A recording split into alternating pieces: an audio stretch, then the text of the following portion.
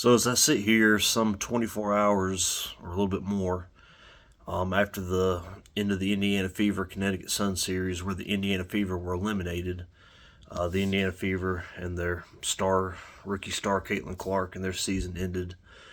Um, the WNBA and the Indiana Fever find themselves at a definite crossroads right now, and especially the WNBA. First of all, the fact that the number one story right now is still the Indiana Fever, their season, what it meant, and what it means going forward, and everybody talking about the things that their quote unquote fans have to say, shows that this league has a lot of issues. Um, Indiana's exit yesterday, for a lot of people, truly did mark the end of the WNBA season for them. I know I kind of joked about it in the last video, but it's probably going to be more reality. Looking at the ratings of the Fever games compared to everybody else, this is where the WNBA has to make a lot of decisions about what kind of league they're going to be. I've touched on this in a lot of other videos, but I really want to touch on that in this video. I just want to talk about how they really, really need to try to figure out what their identity is. Are they going to continue to be this, what the players want it to be, which is exactly what it was before Caitlin Clark showed up, just their little league with their little fan base on social media, where they get to basically control their own narratives, live in this false little world, lose money every year, but it doesn't matter. You got the NBA bailing them out and them saying everything's good, we're making all this money, when the majority of the money they're making is coming from the NBA. They're losing money. The WNBA loses money. The NBA bails them out every year and basically keeps them on welfare. Do they want to keep that up, or they want to go for it? Because they have the piece now to go for it, and that piece is Caitlin Clark.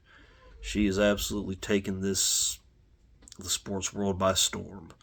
I mean, all I can do is talk about myself and my situation when it comes to this. I never ever in a million years thought I'd follow a WNBA team for an entire season. Obviously, I really liked Caitlin Clark a lot when she was in college at Iowa. I loved watching her play. I loved watching Iowa in their tournament runs. I was really, really hoping she would forgo the WNBA draft and play her fifth year of eligibility at Iowa. Mainly because I wanted to watch her play college basketball instead of the WNBA basketball. I've never cared for the style of the WNBA basketball. When she did announce she was going pro, I understood it. I didn't have any animosity towards her about it. I just kind of wish she wouldn't have at the time, because I thought what would happen. I thought, okay, I'm gonna watch her. I'm gonna watch a few games. I'm gonna watch a lot more of the WNBA than I've ever watched, which is about 3 or 4 games worth. I'm going to see, some pretty bad basketball. I'm going to see a lot of hatred towards her, a lot of vitriol, a lot of pushback towards her and the fans that she brings, because I was already being brought up before she ever stepped foot on a WNBA court when she was still playing in college, and even before the tournament started. She was already being hated on by a lot of people. And I figured I'd watch a few games of that, say, okay, this is horrible, and tune out. And sadly be done with Caitlin Clark, or as far as watching her play basketball for good. Everything except for the last part of that happened. I didn't pay as much attention to start the season as I did afterwards. I got married on May the 24th, which ironically was the Indiana Fever's 6th game, the day they finally won their first game. So between preparing for the wedding, getting married, and having the little honeymoon afterwards, I didn't really catch a lot of that. I kept up with the, scoreboard, watched a few highlights, but overall I wasn't keeping up with it as much. But once everything got settled back down and I really started paying attention, or really, really paying attention to it, even all the garbage that came along with having to watch Caitlin Clark in the WNBA was worth it. It was worth it to watch her and watch her gel with her teammates and watch the Indiana Fever watch their journey. But at the same time, that stuff it has a shelf life. There's only so long people like even myself that are really even already looking forward to 2025 with Indiana. I don't know if we can take another year of that. Um, like I said, first of all, the WNBA has to step into reality. They have to stop worrying about social media. These players have got to get off of it. And I'm just going to say I have absolutely zero sympathy for any WNBA player or any sports star, athlete, or anybody for that matter that finds themselves, really harmed mentally and harmed um, by something they've seen on social media. Everybody knows social media is not real life. I've said that a million times. It's a fantasy world, and it's a haven for trolls. So many people go on there for no other reason because than to troll, to make outrageous comments that they might not even believe, because they know that's their chance to really gain domain in the heads of a lot of these people in all sports. This is not strictly a WNBA issue, but the WNBA seems to be the most attached to social media because for so long that's all they've had. I mean, you have to realize, we're a year removed from a guy buying an entire courtside seat section just so he could walk up there in his pajamas and one of those old timey sleep hats and lay down and pretend like he was sleeping. I mean, the WNBA has been a running joke for so long. It's been clowned. Some of these videos on YouTube of them just horrible, horrible play. I mean, highlighting the lowlights to an extent. I guess you know this just about anybody, but it's been a joke, and now suddenly it's serious. But is it really serious, or is the Indiana Fever and Caitlin Clark serious? The WNBA really, really failed to gain much of a following outside of Caitlin and her teammates. I know for me, I mean, I couldn't even tell you what the second round matchups are. I know after the game, Alyssa Thomas, playoff AT, who has 0 championships. As of now, that could change, but nobody's going to pay attention if it does. Was talking a lot about saying, these Indiana Fever fans have harassed me on social media. Well, get off of it. It's as simple as that. Twitter changed the name to X. That X means don't come here. I have no sympathy for them. If you can't look at this and realize, okay, this is only causing harm, there's no upside to this, it only becomes an addiction to misery, I don't have any sympathy for you. Social media is like being a drug addict without the high. It's like being an alcoholic without the buzz. There's no initial reward even for the horrible after effects. It's like drinking a bottle that takes you straight to the hangover, and missing work and losing your job and losing the respect of your family and losing touch with your family and just your physical deterioration. Just go straight to that. You miss the buzz, you miss all of that. It's like taking a drug that takes you straight to withdrawals. No high, no getting to leave reality for a moment, just straight to the withdrawals, straight to the financial issues, the lying, to get money, the losing contact with your family. That's what social media is. It's pretty pathetic, and the fact that these athletes cannot handle it is crazy. And so I have no sympathy for that if they can't learn how to put it down. But of course, they just want to play the victim. And that's what it all comes down to. And that's what some of the Sun players are doing. Alyssa Thomas is sitting there at the press conference talking about that while Dejanay Carrington sits next to her with her straight blonde wig on and sunglasses and looking like she's something when she's not. It's the WNBA. I compare the season to anybody's ever watched The Wizard of Oz. Before this, it was in black and white, and they were on a nondescript Kansas farm. Nothing against Kansas. I've met a lot of people from Kansas. They're all super cool. But you're just out there, like I said, black and white, dreaming of being over the rainbow, somewhere over the rainbow, talking about it a lot, singing about it. Just looking for some sort of life out there. Well, you get it. This incredible storm comes along called Caitlin Clark, and she lifts your house out of nondescript Kansas in black and white and drops you into the colorful world in the land of Oz, in the Emerald City, the Yellow Brick Road, the Munchkins, the Lullaby Guild.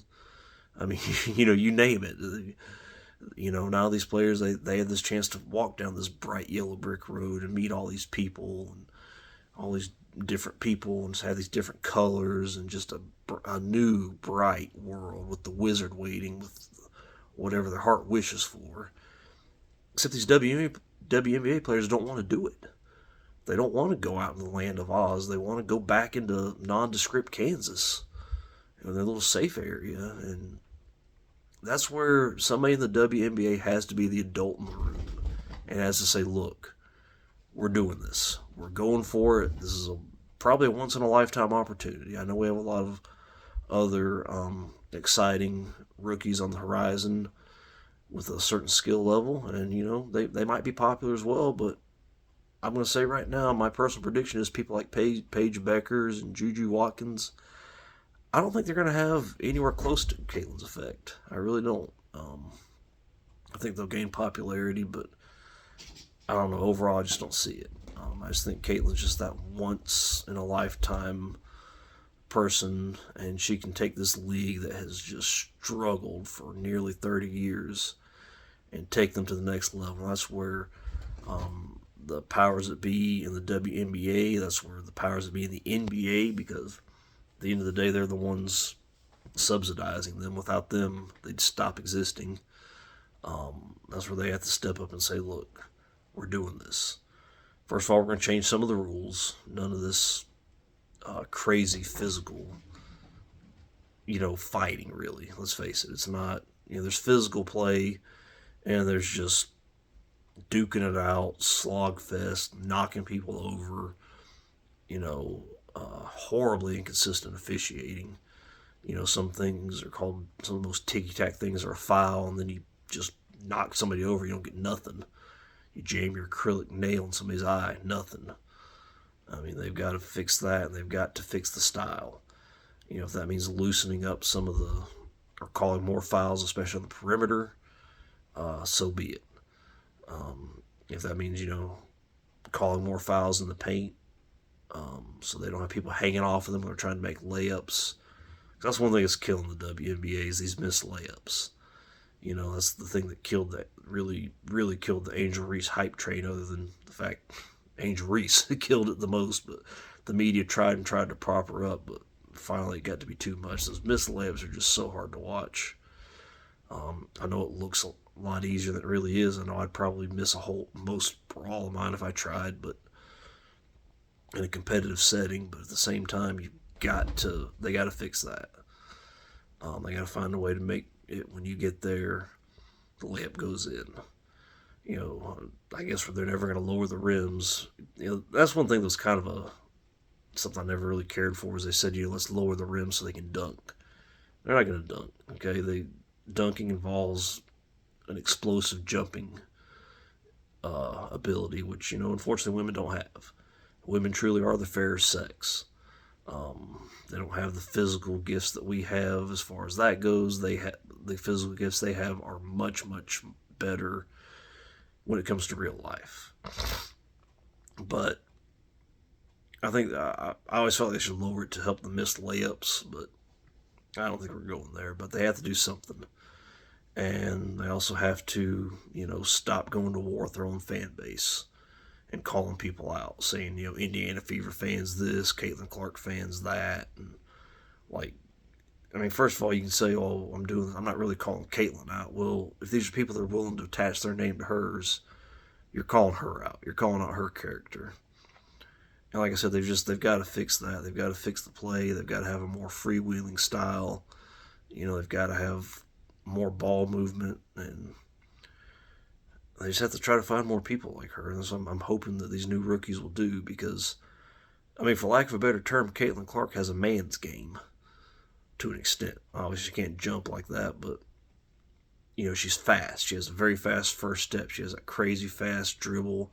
She can run to the rim. She's able to hit those bomb three-pointers, and her shooting motion is a lot like most men. A lot of the women, especially those of the Connecticut Sun, they had those kind of like shot put shots, and nobody wants to see that. That's like what we did when we were playing. When we had PE in elementary school. That's how we shot the ball. We don't want to see that in professional leagues. So, that's a big part of it. They're going to have to find a way to fix that, and they're going to have to tell them, look, social media, put it down. If you can't handle it, put it down. She tried saying that, and they got all mad. Well, at some point, she has to stand up and say, look, you're on social media, you're unhappy, get off. And we just need somebody to be the adult in the room and tell them that. Tell them you can complain all you want, but this is the direction we're going. And if you don't like it, go to your little 3-on-3 undefeated league, or unrivaled, I think it was. Whatever it is, they're doing a league. It's full of Caitlyn haters like Angel Reese and Dejanay Carrington. Nobody's going to watch it because Caitlyn's not in it. And it's just, they just have to, they have to change that and say, look, either get aboard or we're moving without you. Because they've tried. I mean, and that's another thing. They also need to stop being afraid of backlash. Everybody's afraid of backlash because the second they do something good for a white person, and then they immediately have to do something good for somebody else that's not white as well. That's got to stop. That's getting them nowhere. Nike's shooting themselves in the foot by the day. They had this incredible phenomenon that they got in Caitlin Clark, and I was alerted to an article about it that spells it out perfectly. Black and White Sports, Rhodes Rants. Rhodes really, he pointed this out. Great video as always for them, but he pointed out this article and I read it, and I mean, the way they are just wasting this amazing money-making potential every day, throwing money away every day to avoid promoting Caitlin Clark too much, to promote Asia Wilson instead. And again, I know I sound like a hater. I have a lot of respect for Asia. I don't have anything against her. She's the Nikola Jokic of the WNBA. 3-time WNBA MVP, champion. Incredibly boring. Her game's boring. Her personality's boring, just like Jokic. It sounds like hate, and I swear I don't have anything against her, but even her commercials, it's like, okay, she just doesn't have it. Her game is not visually pleasing. It's good, and I give her all the credit in the world, but like I said, that's the kind of thing that they need to try to legislate out, or something like that can be that effective. Nike going out of their way to try to promote her instead. I mean, it's just, you're just burning money. You got this incredible opportunity. Caitlin is this golden opportunity, the golden goose, the golden gift.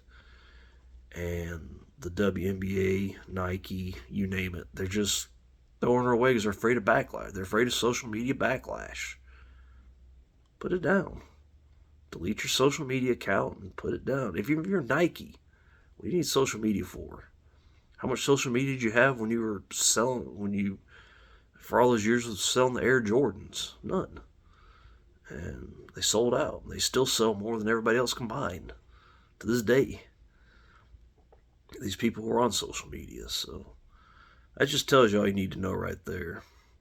As far as the Indiana Fever, they have a lot of decisions to make too, because they have Caitlin Clark on their team, and she can lead them to a dynasty.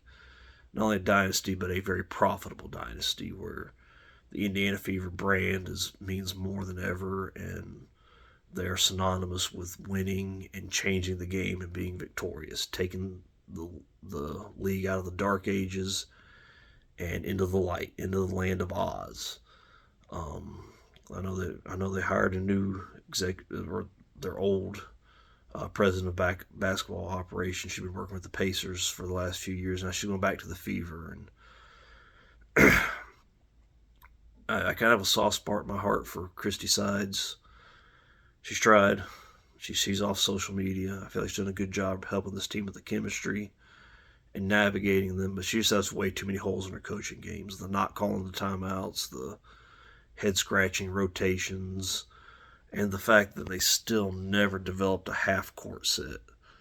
The Indiana Fever in the half-court, I mean, it was just pure ISO. either chuck up a three and hope it goes in, or go to the rim and hope you don't get mauled or blocked. They're going to have to find, a real basketball coach, because this is an opportunity they don't need to squander. And again, the combination of her and Kelsey Mitchell and Leah Boston, Lexi Hull, and I think Erica Wheeler as well, if they can hang on to her, I really think they can. I really think they can do something if they can use Erica to kind of split duties, I guess, and letting Caitlin Clark not play 40 minutes a game, letting Kelsey Mitchell not play 40 minutes a game. You want to keep one of those two on the floor at all times, I feel like. But they need to get a coach with some experience and somebody that can use this, even if it's not WNBA experience. Mark Jackson, Larry Bird, Mike D'Antoni, somebody that can help them, get an offense going. That pay them whatever they need. And if I'm the WNBA, if I'm the NBA, I'm throwing some money under the table to help them as well. And Lynn Dunn, I have so much respect for everything she's done for Indiana and the Fever, but don't fire her, but you're going to have to take the GM duties away from her and have her as a consultant or something like that. But, it's just, I just feel like they're burning money, Watching this season was incredibly fun, but it was incredibly baffling at times, too. They just have to stand up and say, look, this is how it's going to be. Throw all the backlash you want. It's a fake social media world. We don't care. And until they're willing to do that, I don't see, they're just going to eventually go back in the dark ages. People are going to get tired of watching Caitlin Clark be ignored, them having to, praise somebody along with her. That's where the Angel Reese hype train came from. It's like, look at this incredible rookie class, Caitlin and Angel, Caitlin and Angel. Well, it was Caitlin the whole time. Angel was overhyped and overpropped from day one. Then she let it go to her head. And it was a joint effort by Angel and the media and social media. Prop her up to something she's not. And they have to, just say, look, until somebody can step up and draw ratings the way she can, draw people to the arena the way she can, that's that. And that's capitalism. This is America. This is a capitalist country. Socialism does not work. The league has been run as a socialist league forever. And you've seen the results. They've not had to pull a profit. They've not had to they've not had to make money. They've not had to do anything. They got to play the victims over and over again, and nobody wants to see that. Victims never walk in victory. And it's just, they're so interchangeable. Everybody. Whether it's Asia Wilson, Brianna Stewart, Kelsey Plum, Diana Taurasi, their games are so interchangeable. Caitlin is such a breath of fresh air. And that's over for this year. And but yeah, they have a lot of time now. They need to make some very deliberate decisions, and they need to just stand up and say, look, this is how it's going to be.